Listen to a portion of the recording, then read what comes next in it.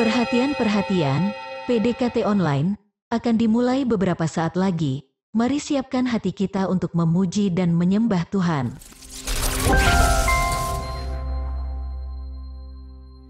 Shalom, Sobat DC Ministry yang dikasihi Tuhan Yesus.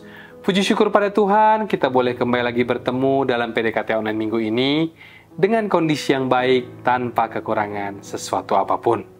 Sekalipun ada dari antara kita yang hari ini mungkin sedang berada dalam sebuah pergumulan, mari saya mau ajak kita semua untuk datang kepada Tuhan untuk mendengarkan suaranya. Seperti firman Tuhan dalam Injil Matius yang mengatakan, "Marilah kepadaku, semua yang letih lesu dan beban berat, aku akan memberi kelegaan kepadamu." Katakan amin. Namun seperti biasa, sebelum kita mendengarkan apa pesan Tuhan bagi kita pada hari ini, mari kita terlebih dahulu bersatu hati di dalam doa. Bapa yang baik, kembali kami datang kepadamu mengucap syukur buat kasih dan anugerah Tuhan yang setiap hari selalu baru bagi kami. Sebentar kami akan mendengarkan firman-Mu.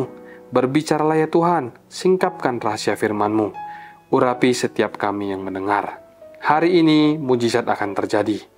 Terobosan akan terjadi dalam setiap pergumulan maupun problema para Sobat DC Ministry dimanapun mereka berada. Jadilah kehendak-Mu di bumi seperti di sorga. Di dalam nama Tuhan kami Yesus Kristus, mari kita yang percaya dan berdoa bersama kita katakan, Amin. Bapak, Ibu, saudara-saudariku, Sobat DC Ministry dimanapun berada, sharing firman Tuhan pada hari ini saya beri judul, Percayalah bahwa kamu telah menerimanya. Judul sharing kali ini saya ambil dari perkataan Yesus kepada para murid di saat mereka melewati pohon ara yang sehari sebelumnya dikutuk oleh Tuhan Yesus. Dan kondisi sekarang telah menjadi kering sampai ke akar-akarnya. Dari kisah ini, Yesus hendak menasihati murid-muridnya tentang berdoa. Untuk mengetahui bagaimana cerita lengkapnya, mari kita baca bersama terlebih dahulu firman Tuhan yang diambil dari Injil Markus pasal yang ke-11, ayatnya yang ke-20 sampai ke-26, demikian firman Tuhan. Pagi-pagi ketika Yesus dan murid-muridnya lewat, mereka melihat pohon ara tadi sudah kering sampai ke akar-akarnya. Maka teringatlah Petrus akan apa yang telah terjadi. Lalu ia berkata kepada Yesus, "Rabi, lihatlah, pohon ara yang kau kutuk itu sudah kering." Yesus menjawab mereka ayat 22, "Percayalah kepada Allah.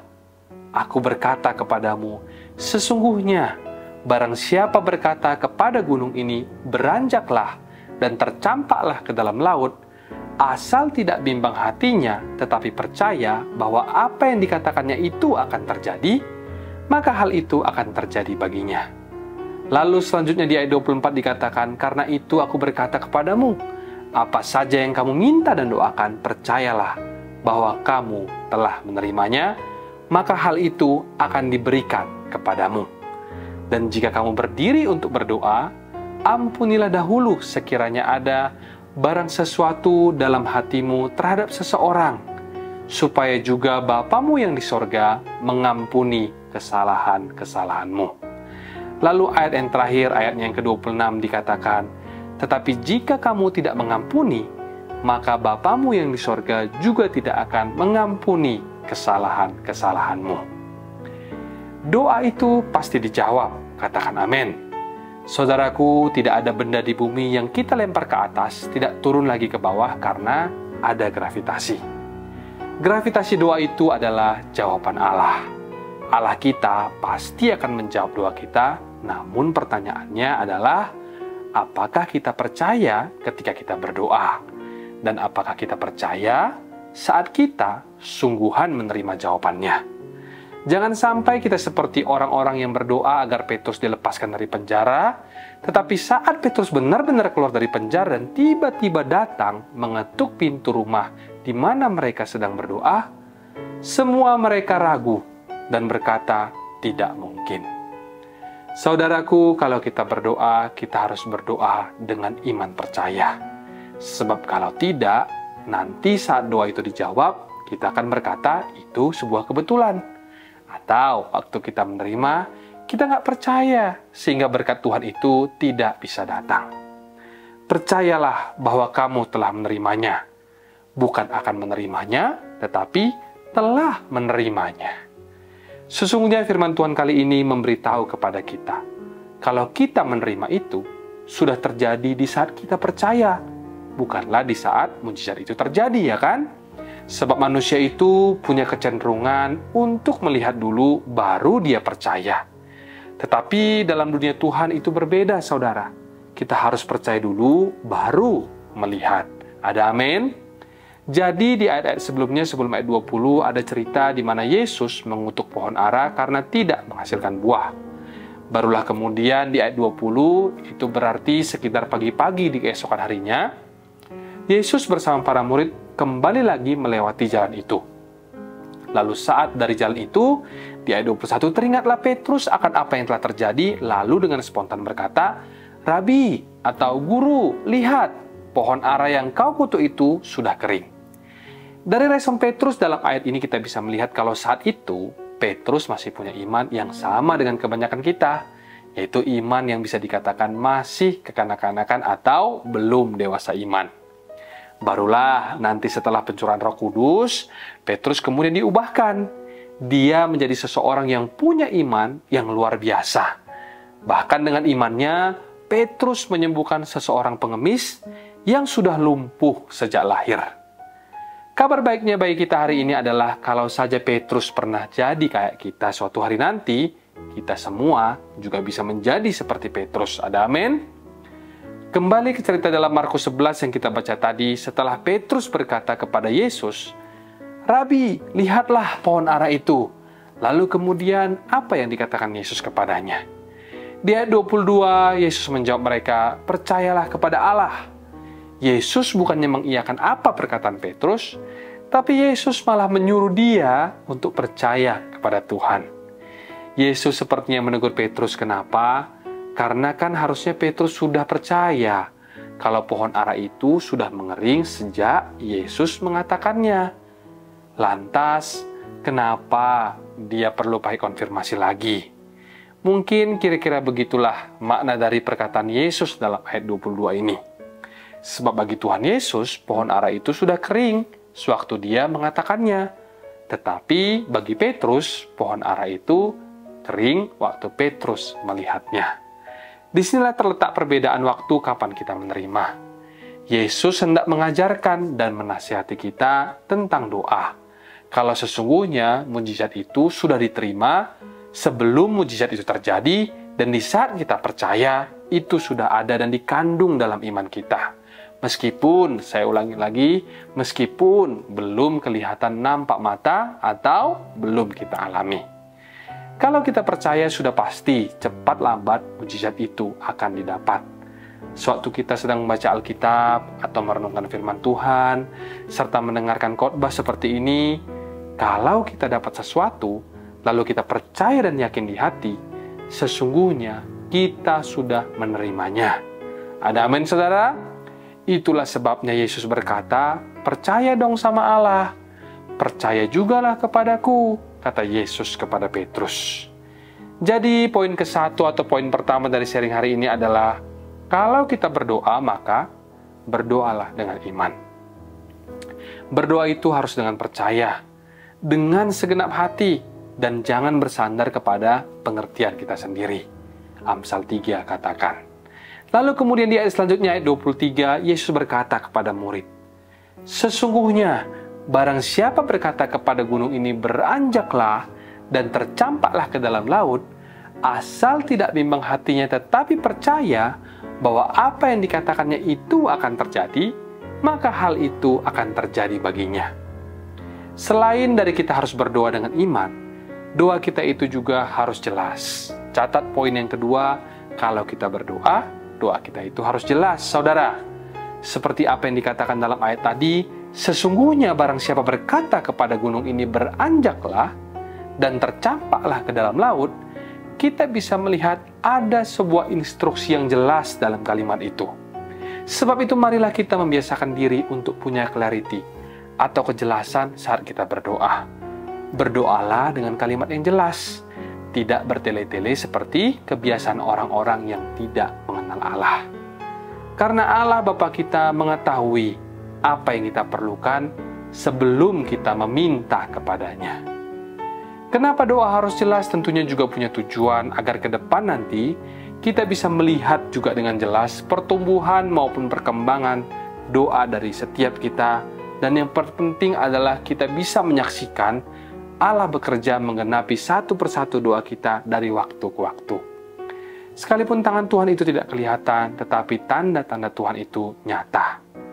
Lalu selanjutnya di ayat 23b dikatakan, asal tidak bimbang hatinya tetapi percaya bahwa apa yang dikatakannya itu akan terjadi, maka hal itu akan terjadi baginya.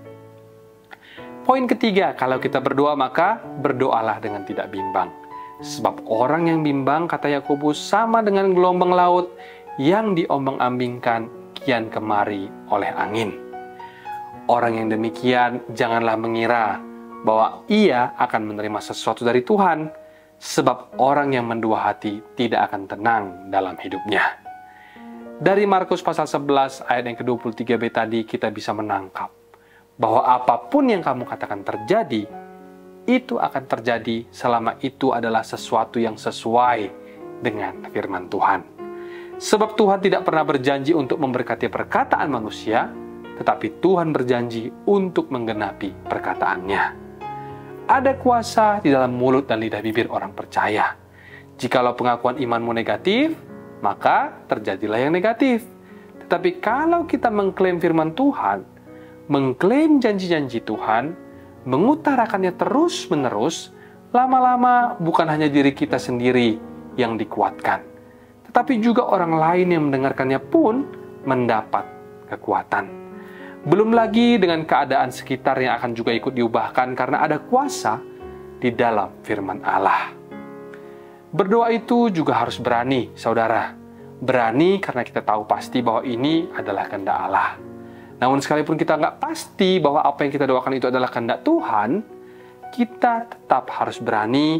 Atau sekalipun kita nggak tahu pasti apakah jawaban Tuhan itu adalah iya terhadap doa kita, tetaplah berani dengan hati yang terbuka kalau Tuhan punya ide yang lain atau kalau kehendak Tuhan itu ternyata beda. Di ujung doa kita bisa katakan, namun bukan kehendakku yang jadi, melainkan kehendak-Mu lah yang terjadi. Tetapi kalau kita minta ya minta, jangan juga jadi orang yang pelin-pelan. Asal kita tahu di hati kita bahwa permintaan kita itu tidaklah dosa, mintalah dengan berani kepada Tuhan. Jangan pelin-pelan lalu berkata, Tuhan, aku minta ini, tapi kalau nggak boleh ya nggak usah, nggak apa-apa Tuhan. Mintalah kepada Tuhan, lalu di akhir doa katakan, biarlah kehendak-Mu yang jadi. Dalam nama Yesus, amin. Jangan ragu saat kita meminta kepada Tuhan. Kalau kita ragu, yang mendingan kita nggak usah minta. Memuji dan menyembah saja, tidak usah meminta. Ada amin, saudara? Lalu di ayat berikutnya, ayat 24 dikatakan, sebab itu aku berkata kepadamu, apa saja yang kamu minta dan doakan, percayalah bahwa kamu telah menerimanya. Inilah kalimat Tuhan Yesus yang saya kutip untuk menjadi judul kita hari ini. Luar biasa bukan? Waktu kita berdoa, kita sudah disuruh untuk percaya kalau kita menerimanya. Bukan di saat kita itu menerima sungguhan atau dalam realita, tetapi di sini Tuhan bilang bahwa kita telah menerimanya saat kita berdoa dalam percaya. Dan jika kamu berdiri untuk berdoa di ayat 25 dikatakan, ampunilah dahulu sekiranya ada barang sesuatu dalam hatimu terhadap seseorang, supaya juga Bapamu yang di sorga mengampuni kesalahan-kesalahanmu. Selain kita berdoa dengan iman dan membuka hati untuk membiarkan kehendak Tuhan yang jadi, kita juga harus bersedia untuk dikoreksi oleh Tuhan. Dan disinilah masuk yang namanya koreksi ilahi. Mungkin doa kita sudah benar, namun masih ada suatu ganjalan ataupun penghalang dalam hati seseorang yang berdoa itu. Dia mungkin masih menyimpan sesuatu yang salah, sehingga perlu untuk dibereskan terlebih dahulu, baru kemudian kita menerima jawaban doa itu. Atau mungkin saja masih ada 1-2 dosa yang disengaja. Atau bisa jadi itu juga berupa kepahitan, atau belum mengampuni. Sebab dalam ayat ini yang disinggung itu kan tentang pengampunan. Dan di ayat berikutnya, di ayat 26 pun, itu kembali lagi ditegaskan.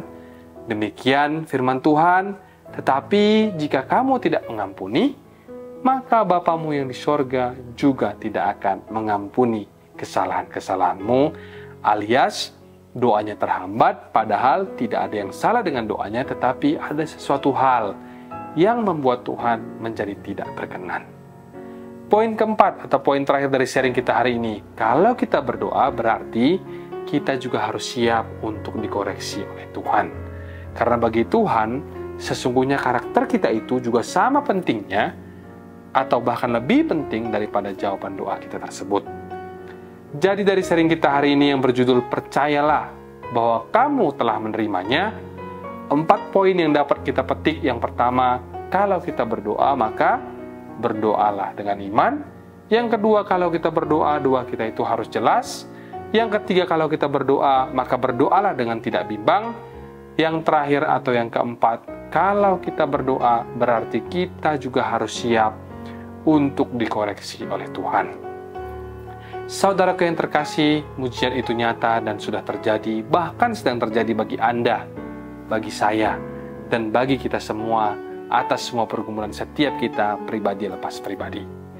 Haleluya, puji Tuhan. Demikian sharing firman hari ini. Mari bersama kita tundukkan kepala bersatu hati di dalam doa. Bapa kami dalam surga, terima kasih Tuhan buat sharing firman yang boleh kami dengar pada hari ini. Sungguh ketika kami percaya sesuatu terjadi, sebab bagi Tuhan tidak ada yang tidak mungkin. Ajarlah kami ya Tuhan untuk selalu terus mengandalkan-Mu di dalam setiap langkah dan keputusan kami ke depan. Dan kami rindu untuk terus berjalan bersama dengan-Mu ya Tuhan. Hari ini kami juga mau berdoa buat saudara-saudari, Sobat DCM Ministry dimanapun mereka berada. Sekalipun kami mungkin tidak mengenal satu sama lain, tapi kami tahu bahwa Tuhan mengenal kami satu persatu. Dan Tuhan juga tahu apa yang menjadi kebutuhan kami hari-hari ini. Kami bersatu hati untuk saling menopang satu sama lain dalam doa. Dan kami yakin percaya bahwa Allah yang kami sembah sanggup untuk mengatasi setiap permasalahan pergumulan kami. Sehingga apa yang tidak pernah kami lihat dengan mata, dan tidak pernah kami dengar oleh telinga, dan tidak pernah timbul dalam hati kami, disediakan Allah bagi setiap kami yang mengasihi Dia. Di dalam nama Tuhan Yesus, mari kita berdoa bersama, katakan, Amin. Mari kita buka hati dan angkat tangan untuk menerima berkat daripada Tuhan. Terimalah kiranya berkat dari Allah Bapa, cinta kasih Tuhan Yesus, penyertaan Allah Roh Kudus akan menyertai hidupmu mulai hari ini.